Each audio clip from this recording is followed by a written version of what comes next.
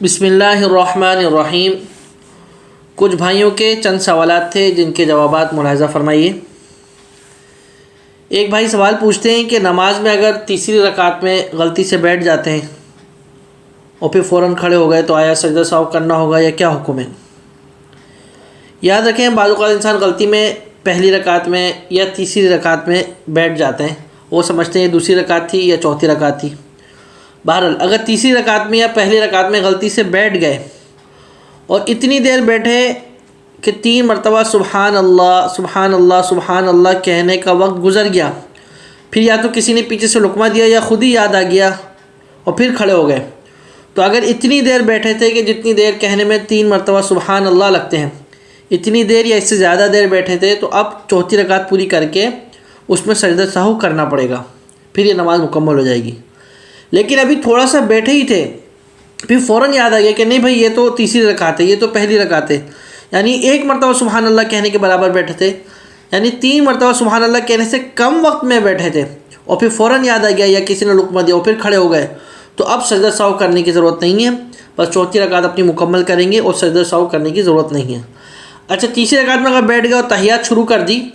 تو یہ نہیں کہ جب یاد آئے تو اب تحیات مکمل کرنی ہے، نہیں، جس وقت بھی یاد آ جائے اسی وقت فوراً کھڑے ہو جانا ہے، یہ اس بات کا مسئلہ ہے۔ اسی طریقے سے ایک بھائی سوال پوچھتے ہیں کہ نماز میں سجدے میں دعا کرنا کیسا ہے، اور دعا کریں گے تو کہ اپنی زبان میں کر سکتے ہیں یا نہیں؟ تو یاد رکھیں، جب انسان سجدے کی حالت میں ہوتا ہے تو سب سے زیادہ اللہ رب العزت کے قریب ہوتا ہے، اور جب سب سے زیادہ اللہ کے قریب ہے تو زیادہ اللہ سے دعائیں مانگنی چاہیے۔ اس کا آپ صلی اللہ علیہ وسلم نے فرمایا کہ بھئی دعا مانگنی چاہیے، بلکہ آپ صلی اللہ علیہ وسلم بھی سجدے کی حالت میں نماز میں جب سجدہ کرتے تھے تو دعائیں کرتے تھے، بلکہ یہاں تک حدیث شریف میں آیا کہ زیادہ تر دعا آپ صلی اللہ علیہ وسلم رب ارحمہما کما ربیانی صغیرا، یا ربنا آتنا فی الدنیا حسنۃ وفی الآخرۃ حسنۃ وقنا عذاب النار، یہ دعا یا اور دوسری دعائیں آپ صلی اللہ علیہ وسلم سجدے میں مانگا کرتے تھے۔ تو نماز میں سجدے میں دعا کرنی چاہیے۔ جب سجدے میں تسبیح پڑھ لیں، سبحان رب الاعلیٰ سبحان رب الاعلیٰ، جب تسبیح پڑھ لیں 3 بار یا 5 بار، پھر دعا کرنی چاہیے اگر کریں تو۔ یہ ضروری نہیں ہے لیکن کر لیں تو اچھا ہے، لیکن فرضوں میں افضل، فرضوں کی نماز میں یہ ہے کہ فرضوں کی نماز کا جو سجدے ہوں اس میں خالی تسبیحات پڑھیں، لیکن اس کے علاوہ سنت، نوافل، وتر، ان کے سجدے میں کوشش کریں کہ دعائیں کر لیں۔